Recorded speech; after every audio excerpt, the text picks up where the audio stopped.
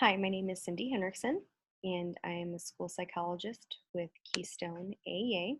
I am also a member of the mental health resource team here for the agency, and I'm going to be talking to you today about ACEs and trauma and how it impacts students in our schools, in the hope that you can get a little bit more background information about what it is, particularly since this is a very important topic that impacts our work. Also, I'm going to go over a framework for schools to help make them become more trauma informed, in addition to several practical strategies that can be implemented, and some evidence-based programs that are shown to start to be effective with students with trauma. Because unfortunately, at this point in the game, even though ACEs have been around since the 90s, there aren't a ton of programs designed specifically for students who have had trauma in their lives, but there are some, and I'm going to share some of those with you, as well as some promising ones that I'm going to share with you as well. So the mental health team is not just me. There are many other people on the mental health team. Amy Holst is an administrator who is part of our team. Patricia Lehman, she is in instructional services. Brooke Gassman, she is a parent educator coordinator. Susie Moss and Tiffany Keefe, they are both AAA core team members who are also part of the mental health team. We do, in addition, have a website that you can go to. Hopefully that is where you found this video. But here it is again if you need it. And there are going to continue to be more videos as we record them and upload them, as well as book highlights that are available in the media library. Throughout the school year, we'll have those highlighted, and we'll also post our trainings that are going to be on there. So what are ACEs? Some people are very familiar with ACEs, other people are not. So ACEs are adverse childhood experiences. Any experience, both good and bad, have tremendous impact on our students, and those that cause trauma or are adverse really tend to increase violence, victimization, and perpetration for students.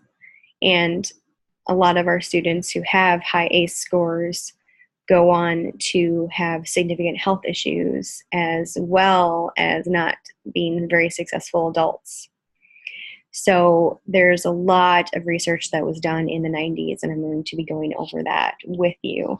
And it was actually primarily done originally in the medical field and had become a public health issue.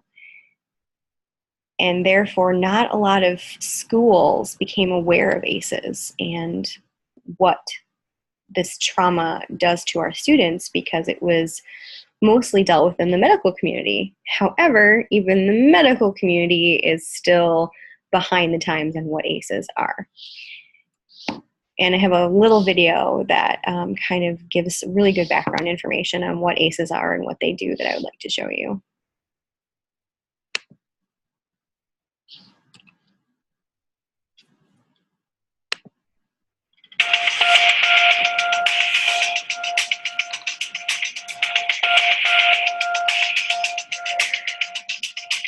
What does your parents' divorce have to do with your risk for heart disease?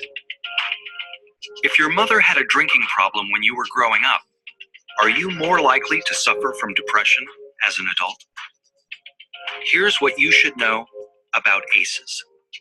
ACEs stand for Adverse Childhood Experiences, extremely stressful events that can happen to a child growing up. Some experiences are so stressful that they can alter brain development, as well as the immune system, increasing the risk of lifelong health and social problems in adulthood. The term comes from the Adverse Childhood Experiences Study, landmark research that shed new light on the root cause of everything from stroke and liver disease to substance abuse and mental illness. In the late 1990s, an epidemiologist from the Centers for Disease Control and a preventive medicine doctor at Kaiser Permanente set out to understand the association between childhood experience and lifelong health. They asked over 17,000 people in the Kaiser Health Plan in San Diego about their health history, as well as difficult questions about their experiences growing up.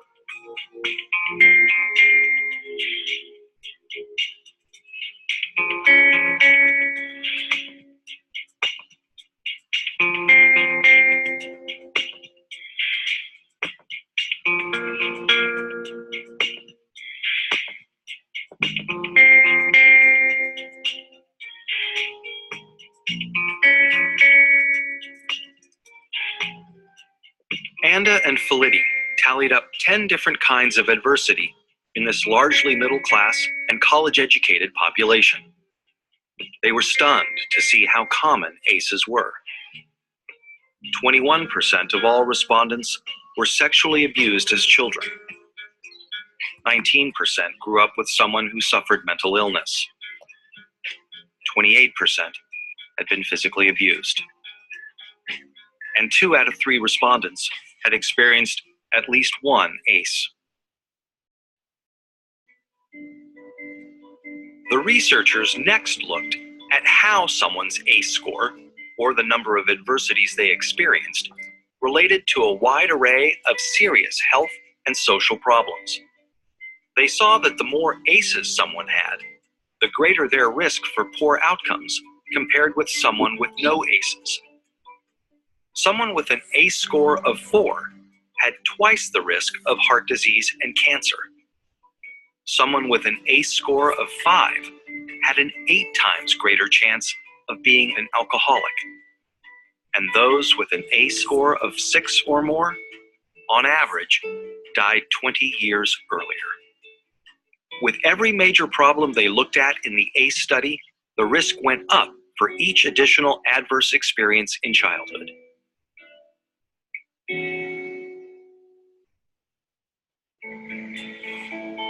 As Dr. Robert Anda says, what's predictable is preventable. It's important to remember that ACEs are not destiny. ACEs are a tool for understanding the health of a population as a whole. For individuals, an ACE score can be a tool for understanding their own risk for health and social problems, and empower them to make changes for themselves and their children. ACEs tend to get passed down from generation to generation and are common across all income levels, races, and cultures. But increasingly, people of all different professions and backgrounds are coming together to discuss how ACEs affect their communities. They're finding new ways to treat and prevent ACEs. Many doctors are starting to screen their patients for ACEs as part of their medical history. More schools are becoming trauma-informed, considering the source of problem behavior when disciplining their students, instead of immediately suspending or expelling them. To learn more about interrupting the cycle of adversity and improving health and well-being for the next generation, please visit kpjrfilms.co.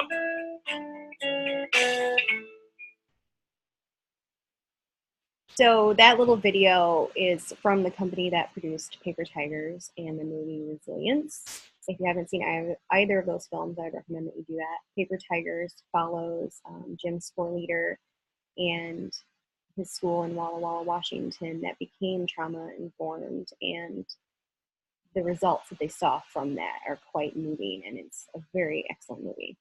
And then Resilience is the follow-up to what can we do to increase resilience, and what is the medical community doing to help in these situations. So both are really excellent videos and also available through Keystone. So to get a little bit more into ACEs and what they are, that video gave a little bit of a background. They were talking about Dr. Vincent Felitti. He was working with obese patients, and as he started talking with them, he realized there was a similar pattern of significant abuse and trauma in their childhood that was leading them to become so significantly impaired in their health. And as he was talking about this and a presentation, Dr. Anda was there, and he began networking with him and said that he was very interested. And so they began a very long-term study of over 17 100,000 HMO patients.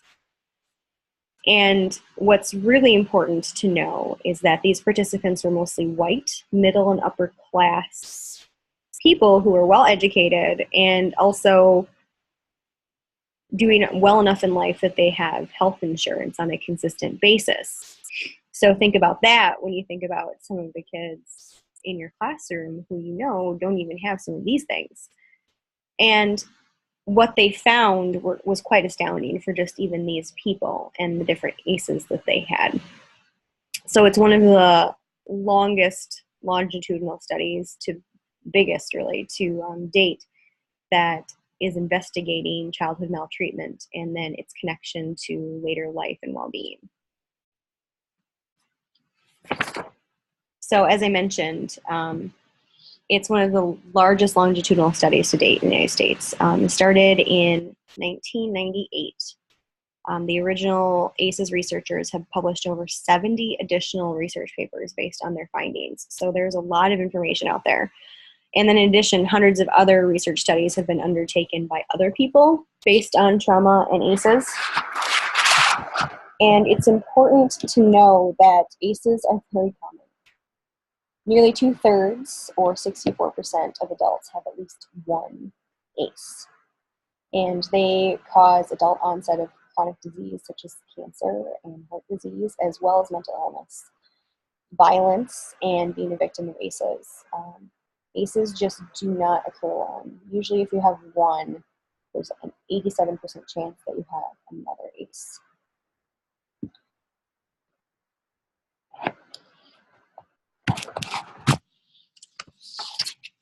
So how does this impact our work? What's really important is that we think about changing how we view students. Instead of looking at a student who is throwing a tantrum or becoming aggressive or violent, that we change it from what is wrong with you to what may have happened to you, what could have happened in your life, that this is how you have learned to respond, or this is now how your brain is hardwired to respond to things. Children who have ACEs often have a difficult time processing verbal or nonverbal information or even written instructions. They tend to have diminished concentration and memory, loss of perspective. Trauma interferes with executive functioning. There is a lot of impact on the brain and how students act when they have trauma. And it's important to know that there may be triggers that we are not aware of. So everything could have been fine, and you said one thing, or maybe you touched a student on the shoulder, which a lot of us have been taught, oh, that's a pretty safe place, the shoulder and the elbow. For some students, that can be a huge trigger. And you also might have those students where you're coming to different professionals and you're saying, I've tried everything that they tell us to try. I've tried all the different behavior strategies. I've tried planned ignoring. I've tried the structured reinforcement, and I've tried the meaningful consequences. But those different kinds of things may not work with students who have trauma. And unfortunately, more and more students are coming to school with trauma. They aren't securely attached. They don't generally feel safe in any kind of environment that they're in. They have lost their sense of trust and internal motivation because of the things that have happened to them. They don't tend to think about the future. They're hypervigilant to different cues. And at the same time, there are other students who might be shut down and completely desensitized to things. It's important to remember that they don't see the world as we do. And we have to keep that in mind. And we have to change that question to what is happening to you.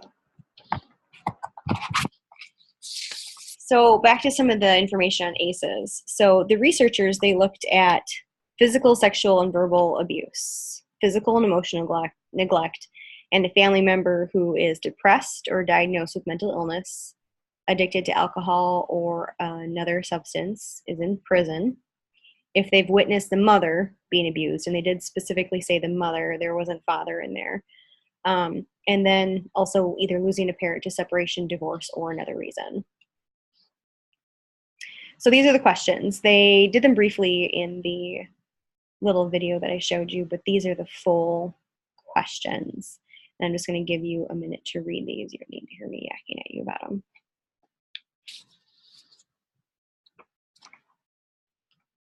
So for each question that you answer yes to, that counts as an ACE. And there are 10 on the original survey.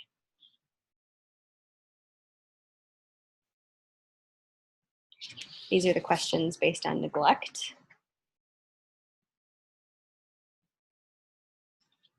It's also important to notice that a lot of these are perception as well. So very often, did you feel that no one in your family loved you or thought you were important or special?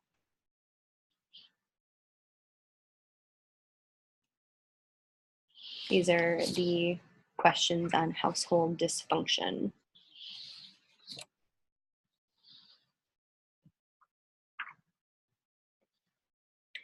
And so I'm showing these to you, these questions to you, but it's very important that you aren't taking these questions and just giving them to a student and saying, here, fill it out, tell me yes or no, hand it back, I'll score it. That's how many ACEs you have. That's not the point of showing you the questions. The showing you the questions is so that when you have a student come into the classroom, you think of these questions in your mind and you think, oh yeah, this is a student that I know for sure has number 10 and number 9 and number 8. So if I know they have those 3, there's a really high chance they could have another 1 or 2. And just being aware of how that may impact students. So again, the video talked a little bit about some of this, but this is really the probability of what happens when we talk about the number of ACEs that students have.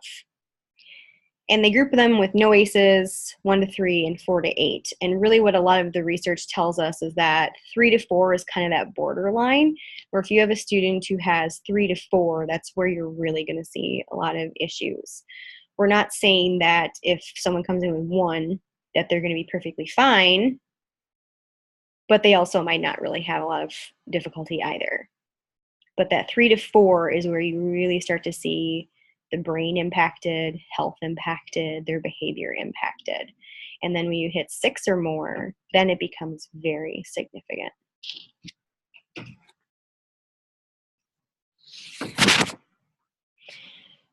For Iowa, this is the specifics of what we have.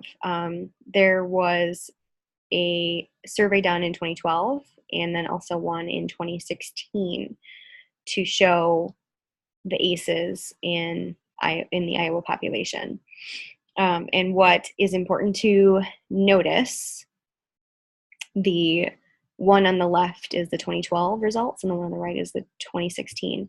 What I noticed is that from 2012 to 2016, the number of 0 ACEs has decreased from 45% to 43.6%.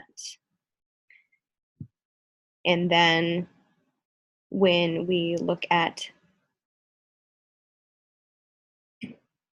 things like that, that tells us that we're not doing as well as we should, that we actually are seeing reduction in the people who have few or no ACEs. And you can see from 2012 to 2016 that the number of 6 or more has increased by 0.2%, which is that's the really significant number of ACEs. And the 4 to 5 ACEs is also increased by 0.3%. So not only are we seeing a reduction in people of 0 ACEs, but we're seeing an increase in the number who have that really significant number where you're going to see a lot more issues. And even though we've had this information for a while in the state of Iowa, what that's telling us is over the last 4 years, things have not improved. We maybe have the information, but not enough is being done.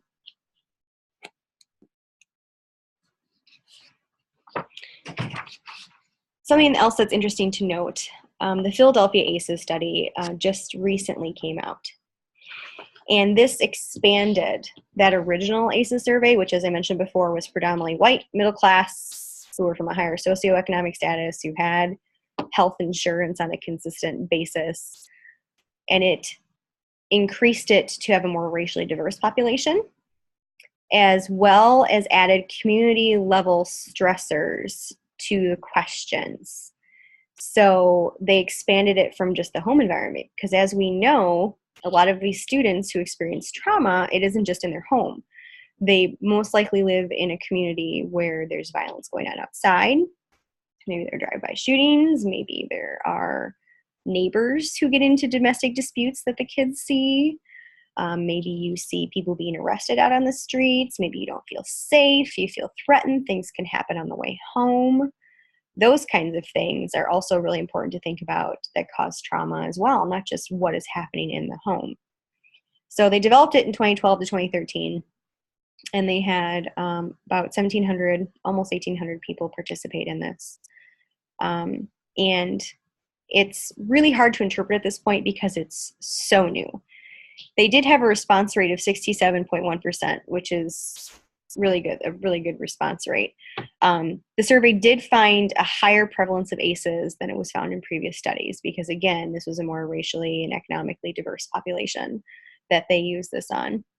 And again, it's just specific to Philadelphia, so not necessarily nationwide or from around here. But in particular, they found that 33.2% of Philadelphia adults experienced emotional abuse, 35% experienced physical abuse, 35% of adults grew up in a household with a substance abusing member, 24.1% lived in a household with someone who was mentally ill, and 12.9% lived in a household with someone who served time or was sentenced to serve time in prison.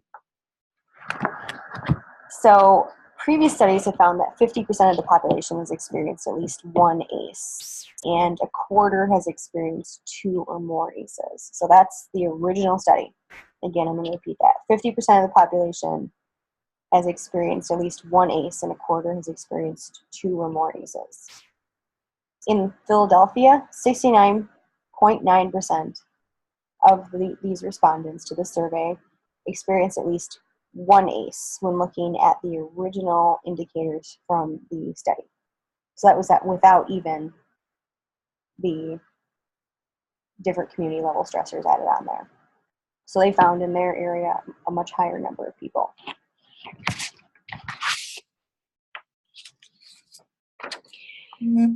So this is just an example to kind of get you to wrap your head around what it looks like visually in your classroom. So when you walk into a classroom of 30 students, there could be 6 students with no ACEs, 5 students have 1, 6 have 2, and then you start to get into the 3, 4, 5, and 6, where you're really going to start to see more of those issues again. So you're talking about, out of a classroom of 30 students, most likely at least 13 of your students are going to have experienced some significant trauma that could greatly increase their learning and their ability to focus in your classroom, as well as their ability to, quote unquote, behave or act to what our middle class school expectations are.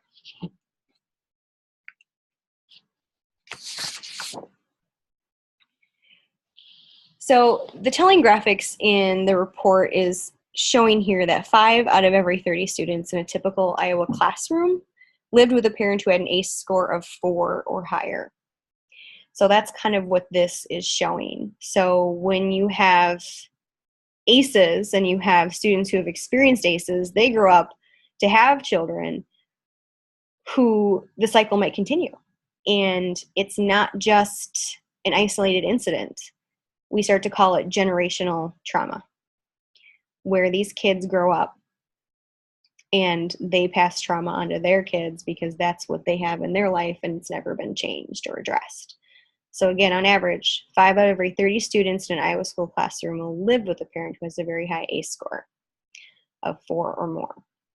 So that is more likely to increase their ACEs, and the cycle would continue.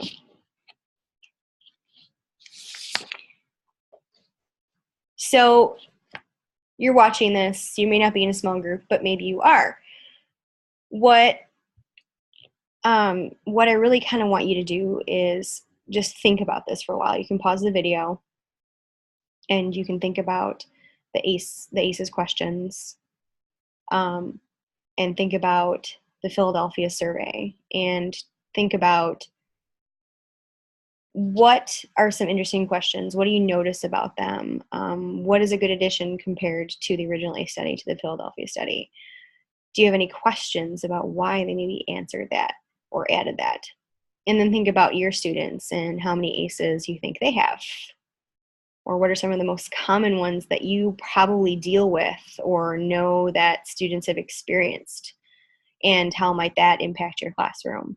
So again, pause the video, take some time and reflect on this, but I'm going to keep moving on. So this is a little video to show you guys what trauma looks like in the brain and how it impacts the brain, because we're going to start getting into a discussion about that.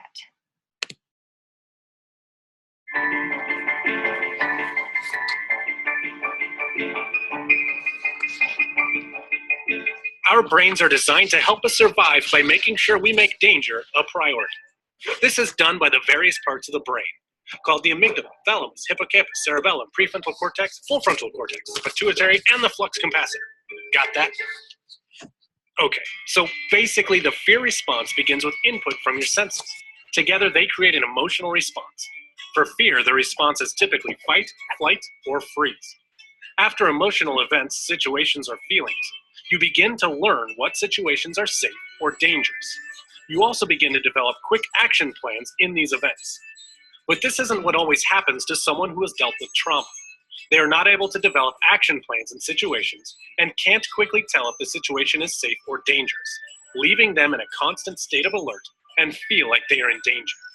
Think of a youth that tends to overreact. Say a boy trips and bumps into him. The youth turns around, ready to fight, and punches the kid. He felt like he was in danger and never stopped to think that it might be an accident. In adolescence, trauma can interfere with development of the areas of the brain that are responsible for consideration of the consequences of behavior, for realistic appraisal of danger and safety, and the ability to govern behavior and meet longer-term goals. And as a result, are at an increased risk for reckless and risk-taking behavior, underachievement and school failure, for poor choices, and aggressive or delinquent activity.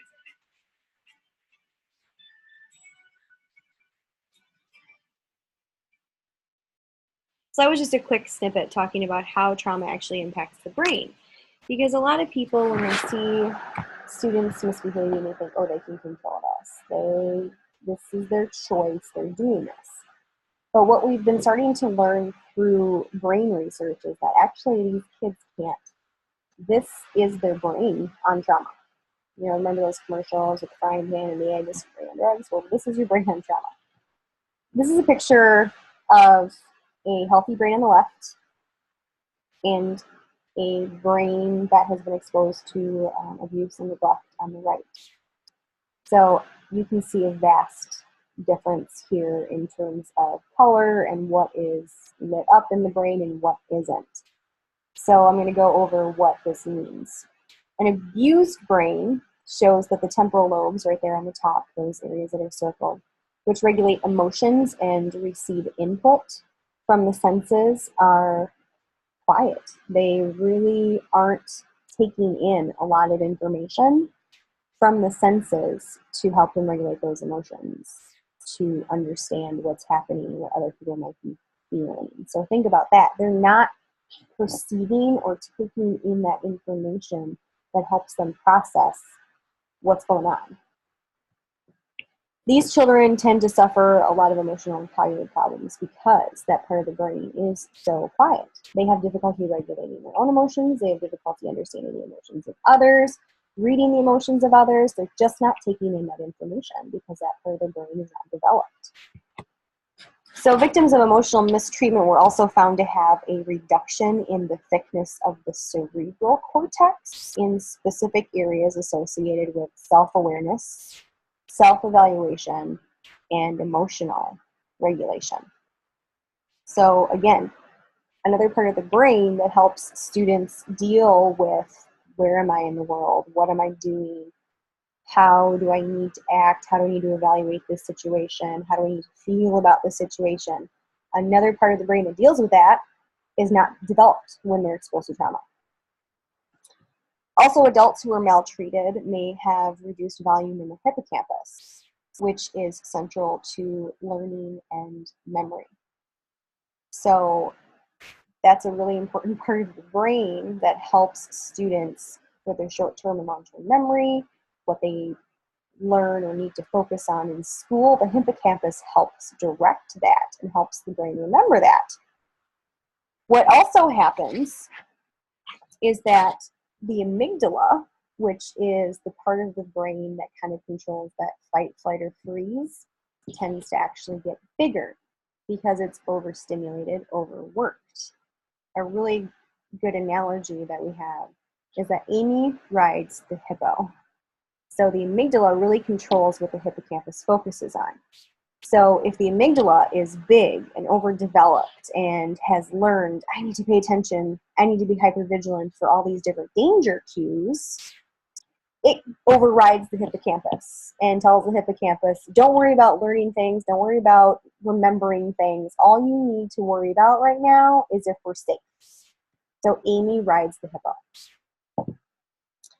Adults also tend to have decreased volume in the corpus callosum, which is the largest white matter structure in the brain. And that's responsible for the communication between the two hemispheres in the brain, and then other processes as well, such as emotion and higher cognitive abilities. So if your two hemispheres aren't communicating very well, it's harder for students to process different things, particularly when learning, trying to remember things, trying to recall things. And then they also tend to have decreased volume in the cerebellum, which helps coordinate motor behavior. So sometimes these kiddos even actually have issues with that. So as you can see, it's not necessarily a choice when we have these kids who are acting out, because their brain is actually wired differently, and different parts of their brain are more developed or less developed because of their exposure to trauma. So in his book on Playing a Poor Hand Well, Mark Katz describes how an adult's view of a child's problematic behavior might change if the reasons for that behavior were known. So I'm going to give you a second to read this because it's actually very powerful, and it can help us understand, especially if we put ourselves in the shoes of the child who may have experienced this trauma, why they might be acting the way they're acting.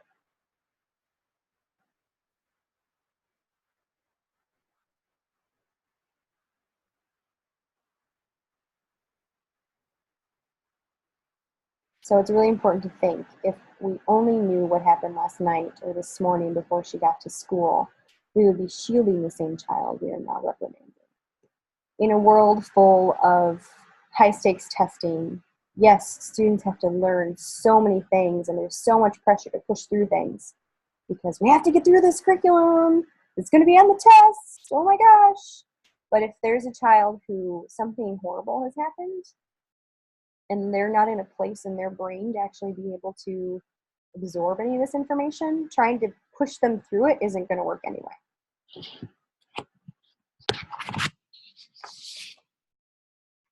So those of us who work in schools already know intuitively that there is a dose-response relationship between adverse childhood experiences and student learning. So several studies reveal that students dealing with trauma are 2.5 times more likely to fail grade. They score lower on standardized achievement test scores. They have more receptive or expressive language difficulties, are suspended or expelled more often, are designated to special education more frequently. We all kind of know this. You got those kids, you know, oh, they came from a rough home, or I know this about their family, or I know this about the community they live in. Those are a lot of the kids that we see in special education or in interventions, or the kid who just isn't doing so hot in class, or the kid who always has that attitude. We all we know this. This is actually a very intuitive thing. This is just a rundown on some of the impact that trauma has on academics. And this gets to be so repetitive because it's really important to hit home the fact that ACEs impact so much for our kiddos. And we don't really think about it until we do. So I really just want to keep reiterating, trauma has huge impacts for our kids. And put yourself in their shoes. Or just think about when you had a really awful day at home. Something really horrible happened. Your house flooded. Or you had an argument with your significant other. And then you had to come to work and be awesome and be on point and teach kids all this stuff and have great lesson plans put together. How hard is that for you when you think about kids who come in from environments that have exposure to trauma on a consistent basis, whereas this might just be something you're struggling with for a little while? So what we've learned about the brain, in some cases, students who have trauma, their IQ may actually be several points lower than it should be. In fact, a study of 701 children by the Center for Youth Wellness, which was formerly called the Bayview Health Clinic, found that a child with 4 or more ACEs was 32 times more likely to be labeled with a learning or behavior problem than a child with no ACEs. So just take a second to think about that. 4 more ACEs, 32 times more likely. That's incredible. When we think about language, traumatized children tend to enter the classroom in a hyper-aroused state. So they might not be able to attend or process academically significant information because that part of the brain is not ready. They might have great difficulty expressing themselves verbally.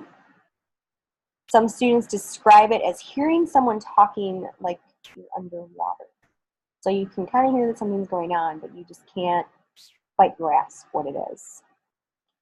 They also tend to have poor expressive and receptive language skills overall, and have difficulty organizing narrative information. So they live in really chaotic environments, and so they lose the ability to process information sequentially. So when, let's say, someone comes in and asks them, well, tell me the story about this situation, you might get one story one time, and then it might be a little different the next time, or something else got added, or something else got taken away, or the time that it happened was different. This is why students who experience abuse, particularly sexual abuse, they don't make great witnesses on the stand because of this difficulty with that.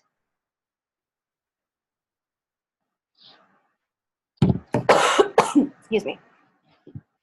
Because their story never stays the same, because they have difficulty processing it sequentially. Our brains tend to be sequential. We tend to be able to say, okay, this happened, then this, then this.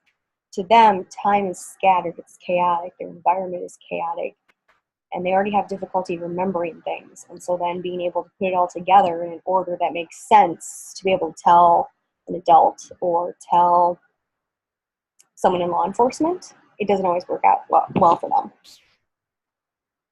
This also tends to impact them in their time organization, writing, reading, and communication skills. And they tend to really need a structured environment and organized classroom.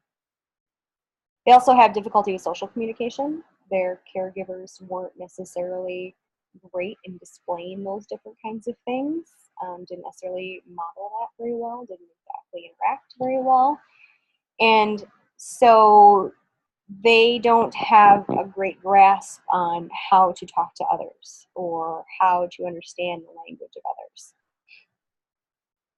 And usually what happens is their language is geared on trying to keep people away from them because they've learned that people are not safe. So they use a lot of language that's going to keep people away. They also can't appropriately express their needs or their feelings because of this, and they tend to have really poor social exchanges. They don't have a good grasp of what cause and effect is. In their environments, they don't tend to have that. They don't tend to have the logical, if this happens, then this happens. Because that's not necessarily the case. They could come home and be a great son or daughter 1 minute, and their dad reacts fine, but then the next day he's highly alcoholic, and so he's been drinking, and you could act the same way, and he would explode and lash out. So the student learns, well, I can be as good and awesome as I possibly can, but that doesn't mean that good things are going to happen to me because of it. They also have a hard time with perspective taking. They learn not to express a preference before assessing the mood of an adult or somebody else in the room. So they can't really necessarily develop a full sense of self either. And they also have difficulty making independent choices because of that, or articulating their perspectives.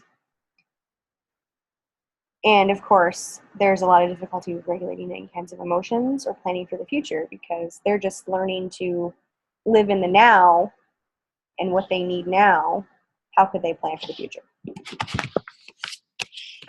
So because of all of these different things, of course, we're going to have huge impacts on behavior.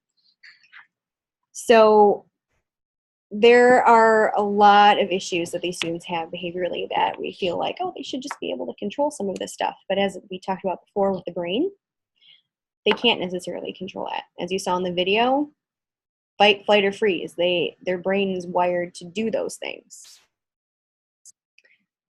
So one of the big impacts of trauma, such as the behaviors and academic difficulties of focusing, learning, self-regulation, and decision-making, can also lead teachers and professionals to think that a student has ADHD. This is pretty common with students who come in with trauma. We think, oh, ADHD, this is how they're acting really impulsively and they aren't thinking through their choices or their actions. But now we know that in a lot of cases it's not ADHD, especially if the kids don't respond to the medication. It could be trauma. So if someone is recommending, oh yeah, let's put the kid on ADHD medication, and you don't see a difference, and the parents are cycling through medication after medication after medication, and nothing is working, there's a big chance that this could be trauma, and that's why the student is not responding. So chronic trauma can impair the development of the child's ability to regulate their emotions and control those impulsive behaviors. Reactions can be triggered at hypervigilant children if they feel they're being provoked or something reminds them of the trauma. And we may not always know exactly what that is or why it happened, unfortunately. We need to try to figure out what the triggers are, but we're not always going to know. And we're not always going to know why they act the way they act or how they're going to act based on that trigger. It could be different.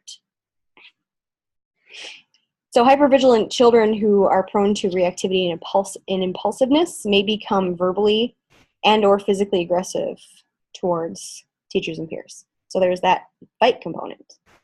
They've recognized something that is a danger to them, and so their brain says, fight it off. So the aggression can spring from misinterpretation of comments or actions or facial expression or even a movement, a simple movement. Studies have shown that traumatized children often have distorted perception of attentions, feelings, and behaviors of others. So as you saw in that video, one student bumped another student completely on accident, but the student who had experienced trauma didn't see it that way and ended up punching that other kid. So there's also another interesting impact on behavior. Perfectionism sometimes happens as well, depending on the trauma that they've experienced and their home life and how they react to the trauma.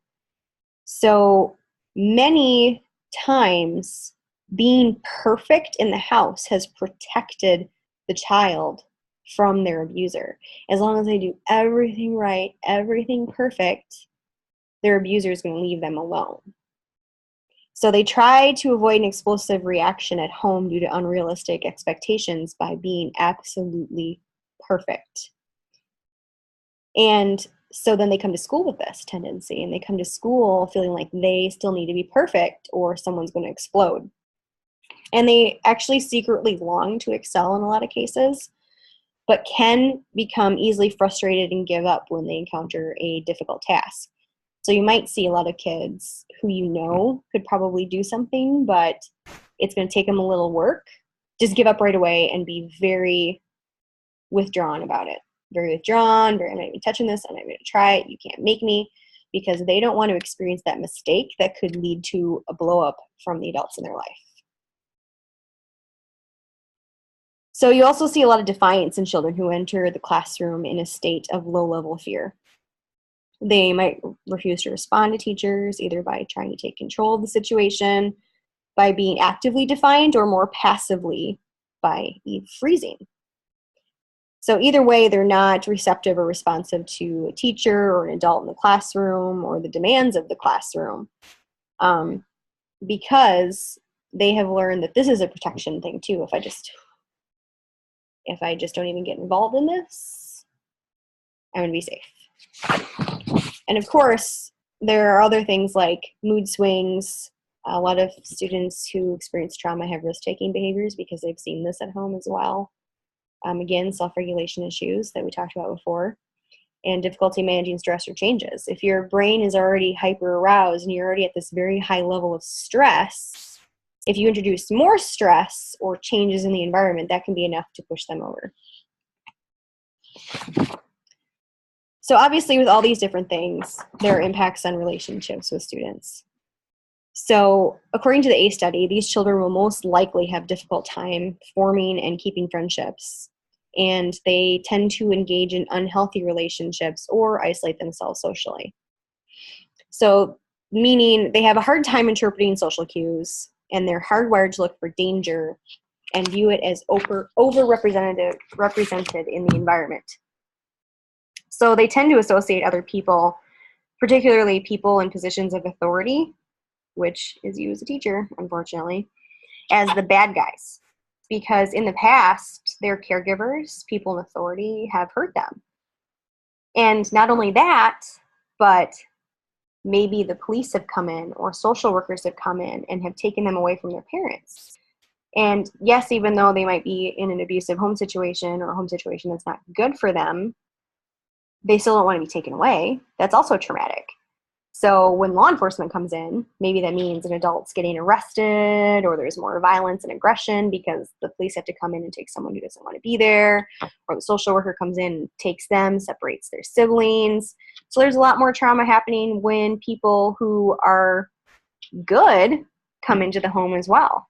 So they have learned not to trust adults in positions of authority. And unfortunately, that means you as teachers. They also tend to take risks sexually, which is the increase in STDs. That was also part of the little video that we showed. Underage pregnancies also happen. They have difficulty with empathy and perspective taking, which leads to, again, difficulties in social situations because no one wants to be friends with somebody who can't provide any kind of empathy or understand what other people are going through. And these kids really don't understand how their behaviors might be impacting others or how others might feel about it. They just don't understand. They don't see it. That part of their brain has not really developed or is not turned on because they're still hypervigilant for the cues that mean they're going to get hurt. Because they're preoccupied with their physical and psychological safety. They want to stay safe.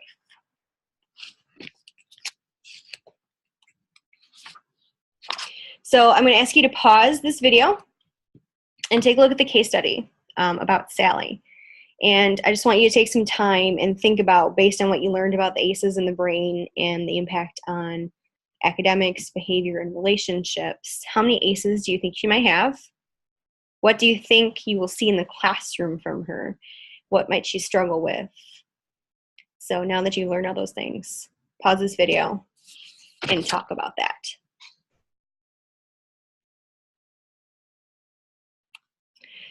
So this is going to be the end of this video. This is just the introduction to ACEs. Later, I'm going to post one that talks about practical strategies, that framework for your school, as well as some different kinds of programs. But I want you to take the time to think about how this information might change the way you think about student behavior.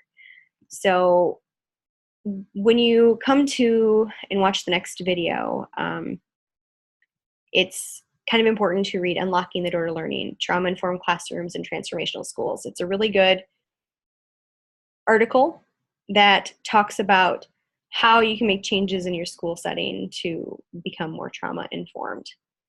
And it's a really good resource for giving you some more background information about that. So thank you for watching. Like I said, stay tuned. There should be another video loaded up soon that talks about these different strategies that can help you with students who deal with trauma. Make sure you visit our website, like I advertised at the beginning of the presentation, for any upcoming trainings, other resources, and other videos. Thank you very much for watching.